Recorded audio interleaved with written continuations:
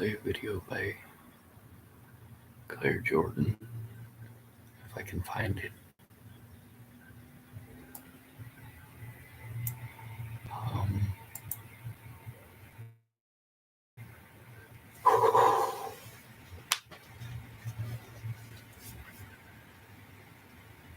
I had a few minutes of quiet there, which was nice. Um, but as soon as I turned off the video, it turned into a loud environment and some yelling, and I went, well, I'm just going to have to start the video. Sometimes it's only a few seconds of screaming or shouting or tearing around in someone's vehicle, and sometimes it's half an hour to 45 minutes of it or more. Nobody's got the longevity for hate that Shannon Alvarado does, though. I mean, when she goes off, she can literally go off for hours.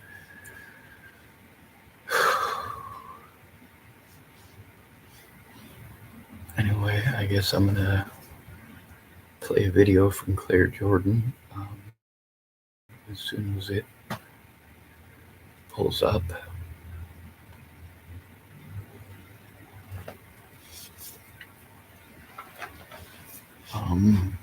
Let's see, is this one it?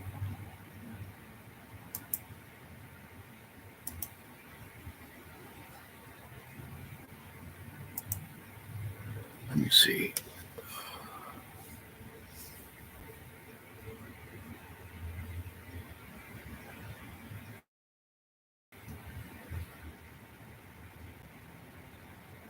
I'm on the back burner, which I understand with a lot of people that have families. But the other thing is, if I get somebody to light a fire and actually be able to without some act of nature coming and screwing up all of our plans, it would be a lot easier.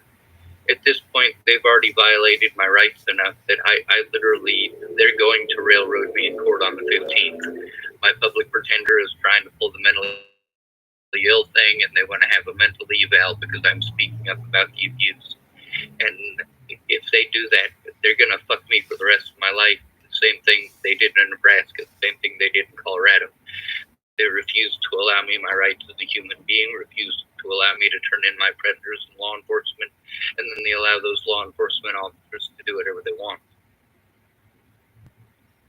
So that guy Cody from North Dakota ended up being a flop, and I would know I was in contact with you over that period of time, and I was hoping I might be able to get help with turning that in. And that's one of the things with everything piling up and mounting up, is while everybody else is busy taking care of all the stuff they need to, I'm just getting more abuse piled on. I needed somebody to make the calls to my public pretender with me, and I had about 5 or 6 people who said they'd do that. None of them did. I had about a dozen people who said that they would help me to turn in the abuse that were witnesses to the situations, and none of them did.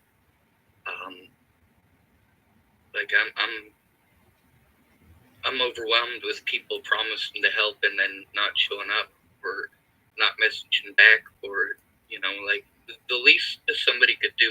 If you message somebody while you're in crisis and they're saying that they're going to help you and they get too busy to even message you back, like, that's literally why men commit suicide at such a high rate. It's really important to keep in contact. And for me, I have nobody else, obviously. And I don't mean this as an insult. Like I just mentioned 2 years ago, you were not my first choice, somebody to go to. You just happened to be sober. Yeah, well, that's the thing out there. It's kind of hard to find somebody that's sober. Well, that's true. Which is sad.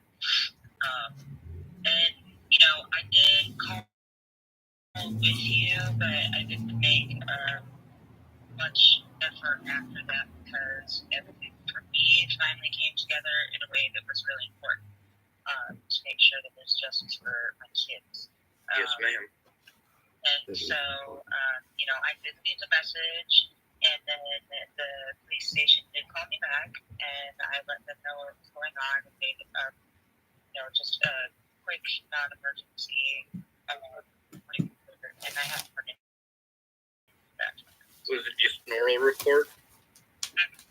That explains why they didn't do anything. They're real big on writing stuff down. So if you don't write it down and send it in, and that's one of the things I've been trying to explain to literally everybody, they won't do anything. Let's say, oh, well, nobody wrote a report. Nobody wrote a report. Nobody wrote a report. They'll also say things like, oh, well, you tell us what it is, and we'll decide if it's against the law, and it ends up being a situation where they just talk over you. You don't get to make a written report. They push you off onto mental health and insinuate or tell you outright that that place is going to help you in ways that they're not. And that's one of the things where it's real important to keep up on that. Like having to turn in the cops here to themselves, it's illegal, especially at this point after they've committed felonies against me. Were you able to save the recording of the call? I wasn't at the time because I got caught out of nowhere. It popped up, and I was expecting another business call, one that I wouldn't have been recording anyway, and I answered, and that's what it was. So. Yes, ma'am. Do you remember which officer it was that called you? It was actually a female. So I should have taken it. I'm sorry. I can review the cameras in my house because I have nanny cams in my house now, just for my own protection and the protection of my children. And I'll see if I can overhear who it was, or at least a timestamp, and then I can give you the exact time they called. Yes, ma'am. See, that's one of the tactics they use as well. Remember, so yeah. Yep. One of the things they like to do is you, as a disabled person, I'm allowed to have a friend or family member there and present, especially for my safety. So they're supposed to set up an appointment to do that with me and whatever my friend or family member is.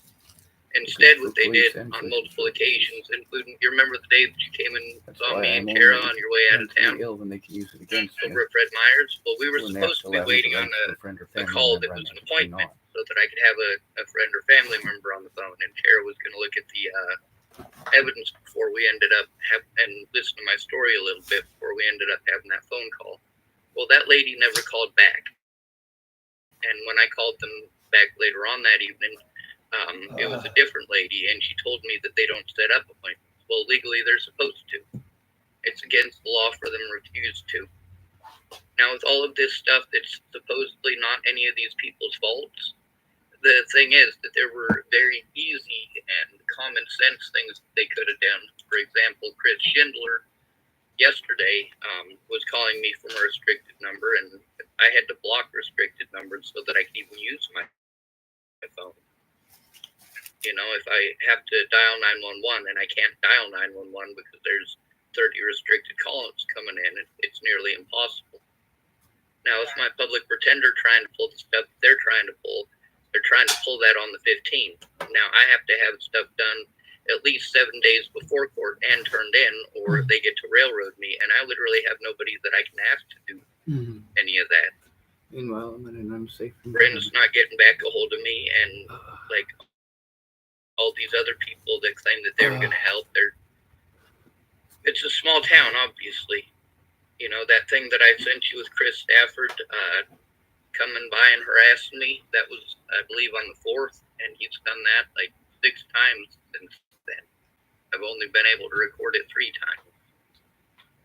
And he did that multiple times before that. Like, this isn't just harassment. These people have physically assaulted me, physically beaten on my vehicle. They're running around and telling people that I committed crimes that I didn't, and literally they're committing felonies against me. And, you know, the thing with, you know, calling these places with me, obviously with them doing the answering machine, that's just one more way that they're able to literally prevent me from being hurt.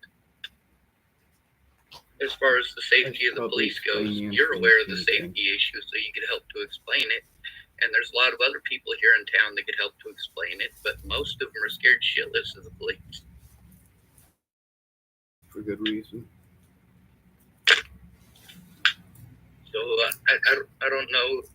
You're probably real stocked up for a bit, but I was wondering if there's any way you might be able to help call some of this stuff in on Monday. I don't think I'm gonna have time until Thursday. I have projects that have like very, very hard deadlines that I gotta work on. Yes, ma'am. I have been literally working like 18 hours a day, trying to hard transition back to work from home time so that I can be here and flexible and available for my kids. So like the moments that I have where I can drop everything and just look for something, I'm sitting with my daughter as she gets to the or whatever.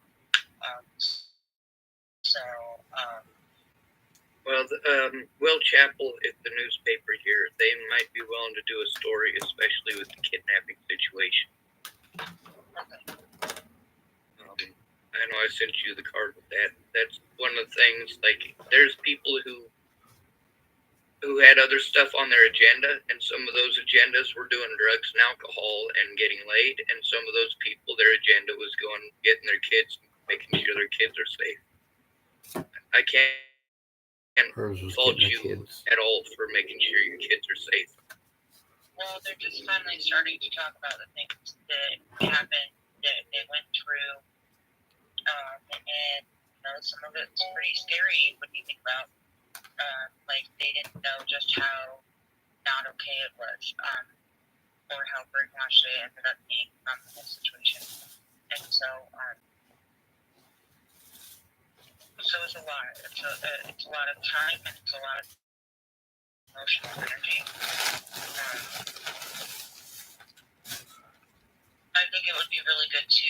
I'm sorry, I'm trying to eat and work a bunch at the same time. That's all right. So I'm trying to get through this and process the things that I'm hearing out of my children's mouth. It's sort of like learning everything I said and more, and I would have preferred to just be great.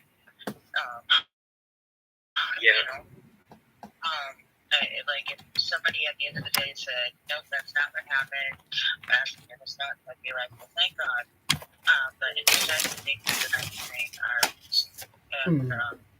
worse than I thought.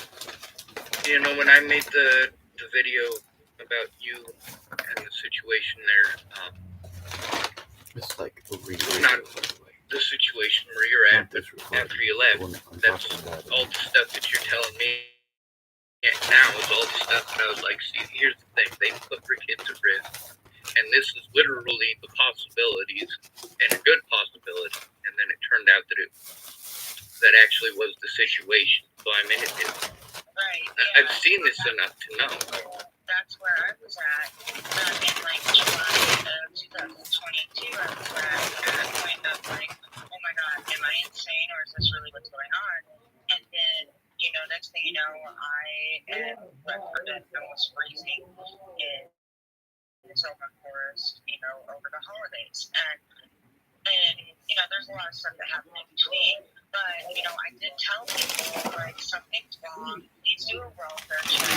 Go in there, in that house, and the Tillamook said, well, he doesn't have to let us look at the house if he doesn't want to. And I'm like, well, that's stupid, because if he's actually doing something wrong, like, why would he? You should be able to walk in and do a welfare check. Somebody should be willing to say, yeah, no problem, I have got nothing to hide. And the fact that they actually never once walked in past the front doorsteps of that house allowed my children to go from being, held captive by him in Tillamook to being kidnapped from Tillamook to Florida.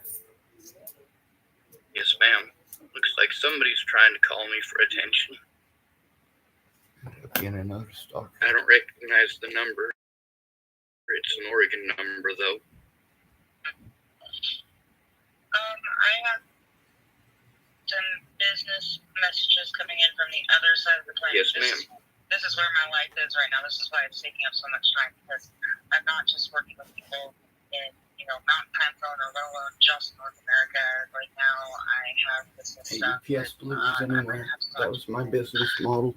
On the other side of the planet, All which the is way what's back in happening now. So 2015. I need to respond to these. Yes, ma'am. You're good. So, Message me that you're alive tomorrow, okay? I will message you that I'm alive, and I will make a serious effort to figure out an exact moment when I can do a conference call with you and try again, okay? Yes, ma'am. Make sure you let me know you're not dead. Be safe. Okay. Bye. You too. Bye.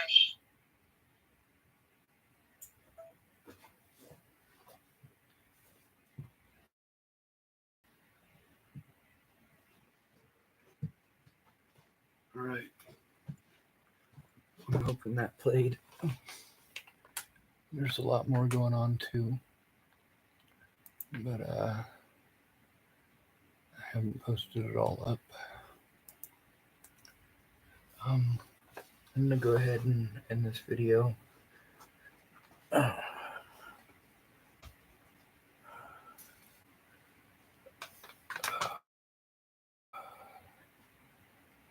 And I'm gonna record one offline just in case, because I'm probably gonna go for a walk, and well, I'd like to know my stuff isn't getting stolen while I'm gone. Good to be with you. Thank you for coming to visit. Stay out of trouble or don't get caught. Remember, you are your brother's keeper and your sister's keeper too, and no victim left behind.